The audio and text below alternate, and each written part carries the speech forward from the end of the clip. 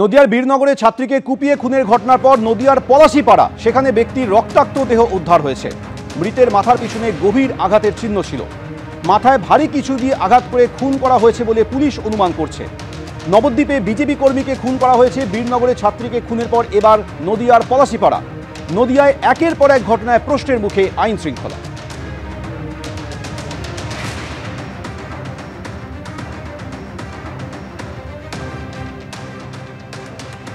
এদিকে দক্ষিণ চব্বিশ পরগনার ঢোলাহাটের ঘটনা। বাড়িতে ঢুকে প্রবীণ তৃণমূল নেতাকে কুপিয়ে খুনের চেষ্টা।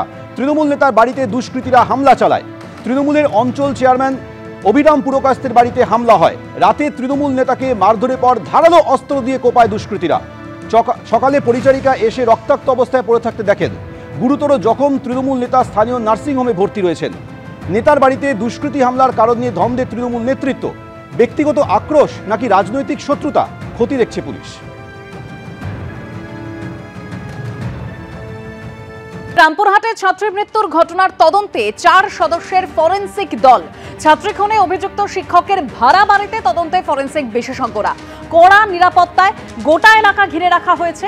এই খুনের রহস্য ভেদে অত্যন্ত গুরুত্বপূর্ণ এই ফরেনসিক তদন্ত। অভিযুক্তর ভাড়া বাড়ি না অন্য কোথাও খুন করা হয়েছে তা জানতেই ফরেনসিক তদন্ত। রামপুরহাটে ছাত্রী খুনের ঘটনায় এবার অভিযুক্ত শিক্ষকের ভাড়া বাড়িতে এলো ফরেনসিক তদন্তের দল। 4 সদস্যের এই দল আজ 11টা নাগাদ এই বাড়িতে আসে এবং দীর্ঘ প্রায় 2 ঘন্টা ধরে তারা নমুনা সংগ্রহ করে এবং তারপর তারা সেখান থেকে বেরিয়ে যায়। এই মুহূর্তে আমরা দেখতে পাচ্ছি বাড়িতে, যেখানে পুলিশের তরফ থেকে সিসিটিভি লাগানো হয়েছে নজরদারির জন্য। এবং এই বাড়িটা এই কারণেই গুরুত্বপূর্ণ যে এই বাড়িতেই কি ছাত্রীকে খুন করা হয়েছিল, তারপর আস্তে আস্তে দেহ অন্য জায়গায় পাচার করা হয়েছিল, সেই বিষয়টি উঠে আসছে। তাই ফরেনসিক দলের নমুনা সংগ্রহটা খুবই গুরুত্বপূর্ণ, কারণ ফরেনসিক দলের রিপোর্টের উপরে ভিত্তি করছে যে খুন কোথায় করা হয়েছিল সেটা স্পষ্ট হবে। এবং আমরা যদি বাড়িটা দেখি যে একতলা বাড়ি এবং ভিতরে 3টি ঘর রয়েছে। তার মধ্যে একটি ঘরের মধ্যে বিভিন্ন সার্জিক্যাল জিনিসপত্র, তার মধ্যে ছুরি, কাঁচি, ব্যান্ডেজ, গ্লাভস, তুলো এগুলো পাওয়া গেছে। যেমন ঠিক একইভাবে বাড়ির পিছনের অংশটা দেখব যেখানে পুরো এলাকাটা ঘেরা রয়েছে এবং পলিথিনের নেট দিয়ে। এবং এই যে বাড়ি বড় অংশ, এখানে মালিক থাকেন না, মালিক রামপুরহাটে থাকেন। এই পুরো বাড়িটি ভাড়া নিয়েছিলেন অভিযুক্ত শিক্ষক মনোজ পাল এবং তিনি এখানে একাই থাকতেন। প্রতিবেশীদের সঙ্গে কথা বলে আমরা যেটা জেনেছি, প্রতিবেশীরা জানাচ্ছেন যে তিনি কারোর সঙ্গে কথা বলতেন না, তিনি নিজের মতো করে একাই থাকতেন।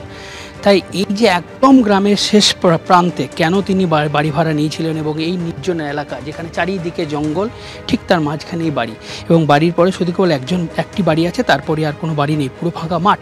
কেন তিনি নিয়েছিলেন, কী কারণে নিয়েছিলেন এবং এই বাড়িতেই খুন করার জন্য কি সার্জিক্যালের জিনিসপত্র আনা হয়েছিল, পুরো বিষয়টি পরিষ্কার হবে যখন এই ফরেনসিক দল তার রিপোর্ট সাবমিট করবে। ক্যামেরায় নান্টু পালের সঙ্গে ভাস্কর মুখোপাধ্যায়, এবিপি আনন্দ, বীরভূম।